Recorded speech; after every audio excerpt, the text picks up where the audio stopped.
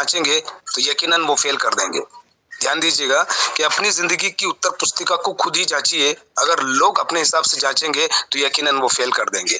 क्यों? क्योंकि मित्र, पुस्तक, रास्ता और विचार अगर गलत हो तो गुमराह कर देते हैं और अगर सही हो तो जीवन बना देते हैं। चलिए, आज की इस खूबसूरत सभा में मैं आप सभी लोगों का अगेंस्ट वेलकम करते हुए लेकर चलता हूं आपको एक ऐसे पॉइंट पर जहां पर mister Idris sir, mister KP sir, mister Yogendra sir और तमाम साथी प्रकाश डालने का प्रयास कर रहे हैं। क्या है हमारी जिंदगी, कहाँ हमें जाना है, क्या हमारी जिंदगी का वजूद है, हमारी उसमें अहमियत क्या है, हमारी जिम्मेदारियां क्या है, हमारी रेस्पॉन्सिबिलिटी क्या है, हम क्या कर रहे हैं, उसका आउटपुट क्या निकलेगा, इन्हीं सारी चीजों के आसपास मानव जीवन गठित होता है।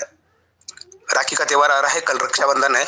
बहनें अपने भाई के घर आएगी, भाई बहनों के दोनों का प्यार का जो रिश्ता होता है, बचपन में वो किटकलियां करते हैं, खेलते हैं, एक दूसरे के साथ मजाक करते हैं, धीरे धीरे वो बड़े होते हैं, दोनों की शादी हो जाती है, रिश्तों में थोड़ी सी दूरियां आ जाती है। फिर एक त्योहार ऐसा आता है जो दोनों भाई बहन को फिर मिलाता है। अगर आपकी कोई बहन है तो उस बहन के लिए एक ऐसा कोई बड़ा ड्रीम देखिएगा कि इस बार ना सही अगली राखी पे मैं अपनी बहन को ये गिफ्ट दूंगा। और अगर आप भाई हैं तो अपनी बहन के लिए, और अगर आप बहन हैं तो अपने भाई के लिए एक ऐसा ठोस संकल्प लीजिए, एक ऐसा कोई मजबूत सपना देखिएगा। क्योंकि जब तक किसी भी काम को करने का कोई ठोस कारण नहीं होगा तब तक वो काम नहीं होगा। दुनिया के सारे फिलोसोफर, दुनिया के सारे मनोवैज्ञानिक, सारे साइंटिस्ट, सारे के सारे वो लोग एक ही बात बोलकर गए हैं कि किसी भी काम को करने के लिए कोई ठोस कारण होना चाहिए। लेकिन हमारी जिंदगी में होता क्या है, हम अधूरे अधूरे मन से काम कर लेते हैं और उसका रिजल्ट भी हमें वैसा ही मिलता है। एक बार एक राजा के दरबार में सभा लगी हुई थी। उन्होंने कुछ लोगों की परीक्षा लेने के लिए अपने 3 मंत्रियों को बुलाया और बोला कि जाओ अब मेरे बगीचे में से, अपने बगीचे में से ये एक एक थैला आपको दिया जा रहा है, ये फलों का भर के लिए आओ। तीनों मंत्री अपना अपना थैला लेकर जाते हैं, राजा के बगीचे में जाते हैं। पहला जो मंत्री था उसने बहुत ताजा ताजा बढ़िया बढ़िया मीठे मीठे फल से थैला भर लिया। दूसरा जो मंत्री था उसने जैसा हाथ में आया, सड़े गले वो कच्चे पके, उससे फल का थैला भर लिया। और एक जो तीसरा मंत्री था उसने मन में ये विचार किया कि राजा थोड़ी ना थैले को खोल के देखेंगे यार, कुछ भी डाल लेते हैं। तो उसने घास फूस, सड़े गले, नीचे कुछ भी कचरा कुट्टा कूड़ा कुछ भी उठा के और थैला भर लिया। तीनों लोग अपना अपना थैला कंप्लीट करके राजा के दरबार में आते हैं। राजा बिना थैले को चेक किए बोलता है कि इन तीनों को 3 महीने के लिए जेल में बंद कर दो, अपने अपने थैले के साथ। देखना कहानी में यहाँ से टर्निंग पॉइंट आता है। अपने अपने थैले के साथ तीनों को 3 महीने के लिए जेल में बंद कर दो। अब क्या होता है, जिसने ताजा ताजा बढ़िया बढ़िया फल भरे थे तो वो तो अपने फलों को आराम से खाते खाते खाते खाते समय निकाल रहा था। जिसने आधे अधूरे मन से सड़े गले फल वो भरे थे, थोड़ा समय उसका भी निकल गया। लेकिन जो आखिरी वाला मंत्री था जिसने घास फूस कचरा कूड़ा कुछ भी भर के थैला पकड़ लिया था, उसके पास खाने का कुछ भी नहीं था। ये कहानी हमें क्या बताने का प्रयास करती है? ये कहानी हमें हमारी जिंदगी की उस दिशा में लेकर जाती है कि हम जो कर रहे हैं, हम उस काम को कितनी लगन, कितनी मेहनत और कितनी शिद्दत के साथ कर रहे हैं, और उससे हमें जो आउटपुट चाहिए वही हमारी जिंदगी में बनकर सामने आके तैयार होगा। इसलिए जो भी करें, जब भी करें, जिसके भी साथ करें, उस काम को पूरे दिल से करें। जरूरी नहीं है कि हर आदमी आपके जैसा हो या आप हर आदमी के जैसे हो, लेकिन आपके अंदर ऐसी कोई एक खूबी है जो किसी और इंसान के अंदर नहीं है। और कभी भी लोगों की बातों में आके इदरीस सर हमेशा बताने का प्रयास करते हैं कि लोग क्या कहेंगे, ये बात आज आप अपने कान में बिल्कुल ना जाने दीजिएगा। 3-4 महीने के लिए अपने कान में रुई डाल लीजिएगा। जब आपका नेटवर्क 1000, 2000, 5000 लोगों में चला जाता है तो आपकी तरह आपकी स्टेम में काम करने वाले काफी सारे लोग आ जाते हैं और तब आपका काम धीरे धीरे रिदम पर आ जाता है। इतिहास गवाह है कि कोई भी काम एक दिन में बड़ा नहीं हुआ है। महल बनने में सालों लग जाते हैं, झोपड़े तो रातों रात तैयार हो जाते हैं। अगर आप इस काम को ये सोचकर कर रहे हैं कि चलो 10, 20, 50 रुपए आ जाएगा, एक आध दो व्यक्ति ज्वाइन हो जाएगा, महीने में एक आध बार रिचार्ज कर लूंगा, तो ये काम यहीं तक सीमित रह जाएगा।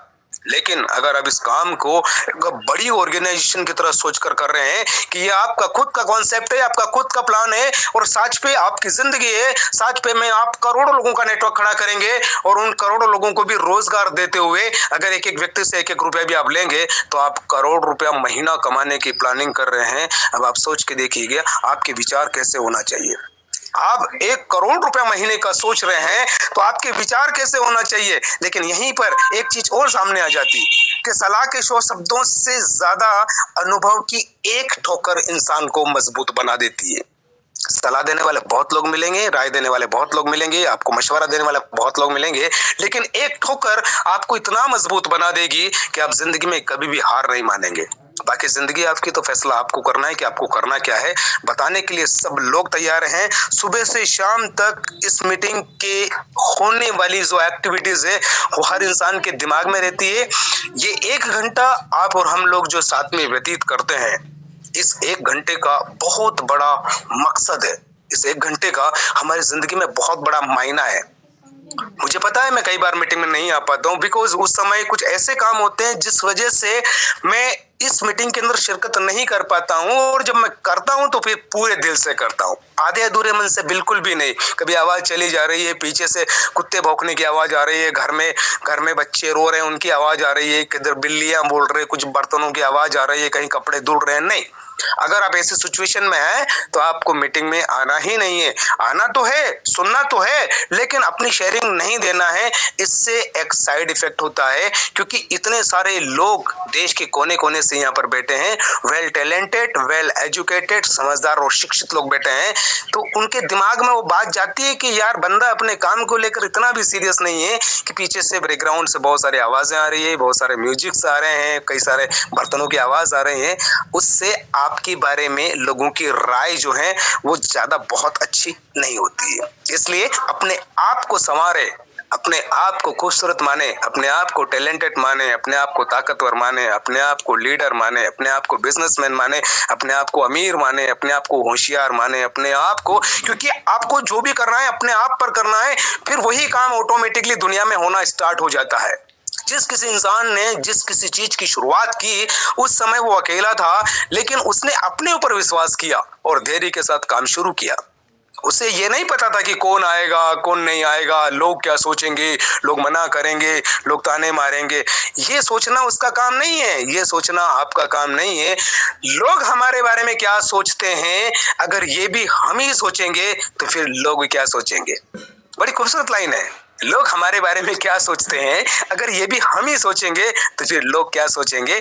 लोगों को उनकी सोच पर छोड़ दो और आप वो सोचो जो आपको चाहिए, आप वो करो जो आपके लिए बेहतर हो, और आप उन लोगों के साथ रहो जो आपका सहयोग करे, आपका साथ दे, आपका हाथ पकड़े, आपको सफलता की शिखर तक लेकर जाने में आपका मदद करे, आपके कंधे पर हाथ रखे। उन लोगों को नहीं जो लोग आपका मनोबल गिराते हैं, वो लोग नहीं जो आपको मिसगाइड करते हैं, वो लोग नहीं जो हमेशा आपकी आलोचना करते हैं, आपके बारे में कुछ भी बोलते हैं। उन लोगों को इग्नोर कर दो, क्योंकि वो लोग ताली बजाने वाले लोगों में शामिल होंगे कब, जब आप किसी बड़े मुकाम पर खड़े होंगे और लाखों लोग आपकी बात को सुन रहे होंगे। उस भीड़ में वो लोग भी होंगे जो आपको ताने मार रहे थे, आपके बारे में रॉन्ग कमेंट कर रहे थे, वो आपके लिए ताली बजा रहे होंगे। तो ताली और गाली हमेशा बहुत पीछे से आती है, इसलिए अपना पिछवाड़ा मजबूत रखें और जिंदगी में हर बुलंदियों को, हर सपनों को साकार करें। इन्हीं सारी शुभकामनाओं के साथ एडवांस में आप सभी लोगों को रक्षाबंधन की बहुत बहुत शुभकामनाएं। मेरी बात को यही विराम देता हूँ। बहुत बहुत शुक्रिया, बहुत बहुत धन्यवाद। Back to host mister Yogendra sir, thank you so much.